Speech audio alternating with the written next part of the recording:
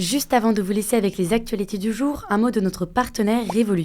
L'application bancaire utilisée par plus de 65 millions de personnes et qui a été élue la moins chère pour les jeunes. 5 minutes, c'est le temps qu'il vous suffit pour ouvrir un compte bancaire avec Revolut. Une fois créé, vous pourrez bénéficier de divers avantages comme une fonctionnalité d'épargne avec des intérêts versés quotidiennement. Un QR code s'affiche à l'écran et un lien est disponible en description pour télécharger gratuitement l'application, bénéficier de 20 € et tenter de remporter 5 000 € si vous êtes tiré au sort. Mais ce n'est pas tout. Revolut propose également Revolut Business, une offre dédiée aux entreprises qui permet de créer des cartes virtuelles instantanément pour vos équipes, de recevoir des intérêts versés tous les jours sur votre trésorerie ou encore d'effectuer des paiements internationaux sans frais à des taux de change ultra compétitifs. Alors si ça vous intéresse, un second QR code s'affiche à l'écran et un deuxième lien est disponible en description pour recevoir 80 € offerts à la création de votre compte Revolut Business. On vous laisse avec les actus. C'est un nouveau tournant dans l'escalade de tensions entre les États-Unis et le Venezuela. Donald Trump a affirmé ce lundi soir devant la presse que les États-Unis avaient frappé une installation portuaire liée au narcotrafic au Venezuela. Il s'agirait de la première frappe effectuée directement sur le sol vénézuélien par les États-Unis. Alors que sait-on réellement de cette frappe? Quelles ont été les réactions? Et jusqu'où Donald Trump pourrait-il aller? Salut, c'est Blanche, j'espère que vous allez bien, c'est le sujet à la une de ces actus du jour. Alors avant de nous intéresser aux dernières déclarations de Donald Trump, revenons un petit peu sur le contexte, c'est important. Le Venezuela, c'est un pays de plus de 28 millions d'habitants qui se situe tout au nord de l'Amérique du Sud. Depuis plusieurs années, le pays traverse une profonde crise, marquée notamment par une inflation immense. Le Venezuela est très dépendant de sa production de pétrole et certaines décisions économiques, de nombreuses affaires de corruption ainsi que des sanctions internationales l'ont considérablement fragilisé et ont accentué justement cette crise. Le Venezuela accuse notamment les États-Unis d'avoir soutenu le coup d'État manqué dans le pays en 2002 et est assez proche de pays historiquement en tension avec les États-Unis, notamment la Russie ou encore l'Iran. Autre sujet de tension, la réélection du président Nicolás Maduro en juillet 2024, qui est vivement contestée par les ONG pour son opacité. Et justement, depuis quelques temps, Nicolás Maduro est accusé par la justice américaine de trafic de drogue et de corruption. Selon elle, il serait à la tête d'un cartel qui aurait envoyé des centaines de tonnes de drogue aux États-Unis et il aurait directement collaboré avec des gangs criminels vénézuéliens. Cet été, une prime de 50 millions de dollars a même été mise sur sa tête pour toute information menant à son arrestation. En septembre, les États-Unis ont multiplié des bombardements militaires contre des bateaux au large du Venezuela, accusés d'être des embarcations de narcotrafiquants. La plus récente a eu lieu ce lundi dans l'est du Pacifique. Un navire présenté par l'armée américaine comme lié au narcotrafic a été ciblé, faisant 2 morts. Au total, ces bombardements ont tué au moins 105 personnes dans les Caraïbes et le Pacifique. Or, selon de nombreux juristes et ONG, ces frappes relèvent d'exécutions extrajudiciaires qui sont donc illégales, surtout qu'à ce stade, les États-Unis n'ont pas fourni de preuves que les bateaux visés transportaient réellement de la drogue. Et puis il est important de noter que même si les États-Unis accusent le régime de Maduro de trafic de drogue, le Venezuela n'est pas considéré comme l'un des principaux exportateurs de drogue vers les États-Unis. En fait, la grande majorité du fentanyl et de la cocaïne, par exemple, qui arrivent sur le marché américain, proviennent du Mexique ou transitent par des pays comme la Colombie. Les données du World Drug Report notamment montrent que le rôle direct du Venezuela dans ces flux est relativement marginal comparé à d'autres acteurs. De son côté, le président vénézuélien Nicolás Maduro nie formellement les accusations de narcotrafic. Selon lui, l'objectif de Donald Trump est de provoquer un changement de régime dans le pays et de s'emparer du pétrole vénézuélien, principale ressource du pays. Parallèlement aux frappes, il faut savoir que les États-Unis ont aussi déployé des militaires au large des Caraïbes, au nord du Venezuela, avec le plus grand porte-avions du monde. Depuis, Donald Trump laisse régulièrement entendre que des bombardements américains pourraient avoir lieu directement sur le sol vénézuélien, et c'est donc ce qu'il se serait passé selon le président américain. Alors que sait-on de ces nouvelles frappes justement? Donald Trump a affirmé ce lundi que des forces américaines avaient détruit un quai utilisé par des bateaux qu'il présente comme impliqués dans le trafic de drogue au Venezuela, mais sans donner le lieu de cette frappe. Il a simplement dit qu'elle s'était produite, je cite, sur le rivage. Donald Trump a aussi refusé de dire si c'était l'armée américaine ou la CIA, donc les renseignements, qui avaient mené cette opération. En tout cas, personne ne se trouvait sur place au moment de la frappe, selon CNN et le New York Times, qui citent les autorités américaines. Cette déclaration de Donald Trump, elle vient confirmer une allusion qu'il avait faite lors d'un entretien diffusé vendredi dernier avec le milliardaire John Catsimatidis, l'un de ses soutiens. Le président américain avait affirmé que les États-Unis avaient, je cite, frappé une grande installation. De son côté, le gouvernement vénézuélien n'a fait aucun commentaire officiel depuis cette annonce. Alors la question qu'on peut se poser maintenant, c'est jusqu'où Donald Trump peut-il aller? En fait, même si l'opération reste limitée, frapper une installation portuaire reste un seuil symbolique énorme. Ça veut dire que les États-Unis ne se contentent plus d'intercepter ou de frapper des bateaux ou encore de sanctionner financièrement. Ils placent désormais le territoire vénézuélien lui-même dans leur zone d'action militaire. Cependant, on ne peut pas parler d'invasion ou de bombardement massif. Les actions, elles sont pour l'instant concentrées sur des cibles limitées, donc des bateaux et des installations. Ce ne sont pas des opérations à grande échelle contre l'armée vénézuélienne ou contre l'État dans son ensemble, et Donald Trump n'a pour l'instant ni troupes déployées massivement, ni coalition internationale derrière lui. En d'autres termes, envahir le Venezuela serait militairement risqué et surtout politiquement explosif, ça coûterait aussi très cher, ce qui paraît donc très peu probable dans l'immédiat. À voir tout de même les réactions qui vont suivre, on vous tiendra évidemment informé, et rapidement vu qu'on parle de Donald Trump, je voulais vous parler de sa rencontre avec le premier ministre israélien Benjamin Netanyahou, dont on vous parlait hier. Ils se sont rencontrés en Floride dans la résidence de Donald Trump. L'un des objectifs affichés, c'était de faire avancer la seconde phase du cessez-le-feu dans la bande de Gaza. Alors le président américain a notamment averti que le Hamas, qui est au pouvoir à Gaza, paierait, je cite, le prix fort s'il ne se désarmait pas rapidement, comme c'est prévu dans cette seconde phase. Autre point clé de cette rencontre, les deux dirigeants ont mis en garde l'Iran, leur ennemi juré commun, contre toute tentative de réarmement nucléaire ou balistique. J'ai pas le temps de tout développer, mais je vous mets des liens en description si ça vous intéresse, et je vous laisse avec Julie pour les actualités en bref. Merci Blanche et bonjour à tous. On commence avec cette actu, les travaux de la très contestée autoroute A69 qui doit relier Castres à Toulouse en 35 minutes contre 1 heure avec l'itinéraire actuel vont finalement se poursuivre en 2026. La Cour administrative d'appel de Toulouse a autorisé ce mardi la poursuite du chantier en rétablissant la validité des autorisations environnementales qui étaient nécessaires à sa construction. Cette décision fait suite à une longue série de recours et de suspensions judiciaires car je le disais, le chantier de l'A69 qui a été suspendu en février dernier est très contesté. Dès le lancement du projet en 2023, les associations environnementales dénonçaient l'impact disproportionné de ces travaux sur l'environnement par rapport aux bénéfices attendus. Pour justifier la reprise du chantier, la justice administrative a expliqué avoir suivi les recommandations du rapporteur public, donc d'un expert qui a le droit de donner son avis après avoir étudié l'affaire. Celui-ci avait préconisé de maintenir l'autorisation initiale car selon lui, l'autoroute est essentielle pour relier la population de Castres qui en grande partie travaille ou étudie à Toulouse, qui donc doit s'y rendre tous les jours. Deuxième actu, le Yémen a décrété ce mardi l'état d'urgence pour 90 jours face à la progression du Conseil de transition du Sud, un mouvement séparatiste soutenu par les Émirats arabes unis. Leur objectif, réinstaurer un État indépendant dans le sud du pays, comme cela avait existé entre 1967 et 1990. Ces dernières semaines, les séparatistes ont pris le contrôle de zones stratégiques, notamment dans la région de l'Hadramaout, ce qui a provoqué l'inquiétude du gouvernement yéménite reconnu par la communauté internationale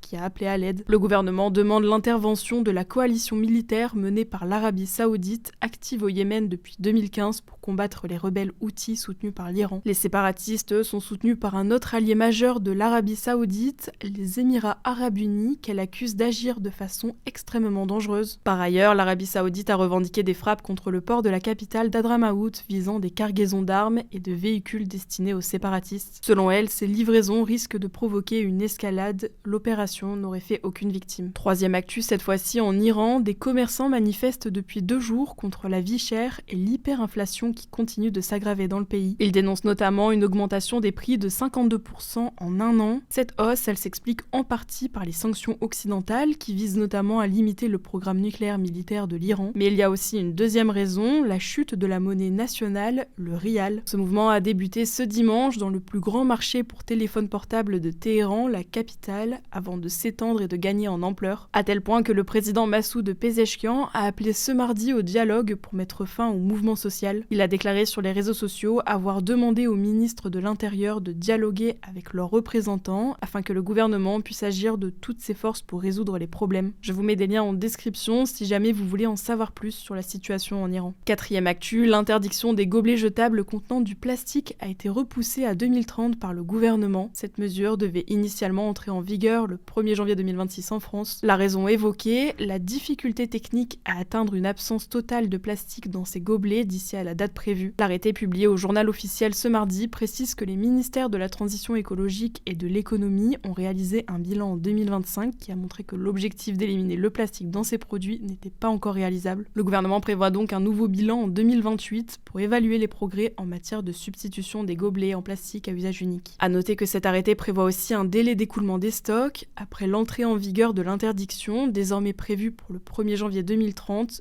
les gobelets contenant encore du plastique pourront continuer à être vendus pendant 12 mois contre 6 mois auparavant. Cette mesure vise à laisser aux entreprises le temps d'écouler leurs produits existants. Et on finit avec cette actu, la chanteuse américaine Beyoncé vient officiellement d'obtenir le statut de milliardaire selon le magazine Forbes. Elle est la 5e musicienne au monde à franchir ce cap, derrière son époux Jay-Z, Taylor Swift, Bruce Springsteen et Rihanna. Sa fortune, elle la doit notamment à son album country Cowboy Carter sorti en mars 2024 qui a été suivi d'une tournée mondiale, le Cowboy Carter Tour. La tournée a généré plus de 400 millions de dollars en vente de billets selon Pollstar et 50 millions de dollars supplémentaires en produits dérivés vendus lors des concerts selon les estimations de Forbes. À savoir que Beyoncé est également propriétaire d'une marque de soins capillaires, Secred, de whisky Sir Davis et d'une ligne de vêtements Ivy Park. Merci Julie pour ces actualités et merci à vous de continuer à suivre ce format. Je vous rappelle qu'il est disponible en version podcast sur toutes vos plateformes d'écoute. Je crois que j'ai tout dit, prenez soin de vous, prenez soin de vos proches et je vous dis à demain.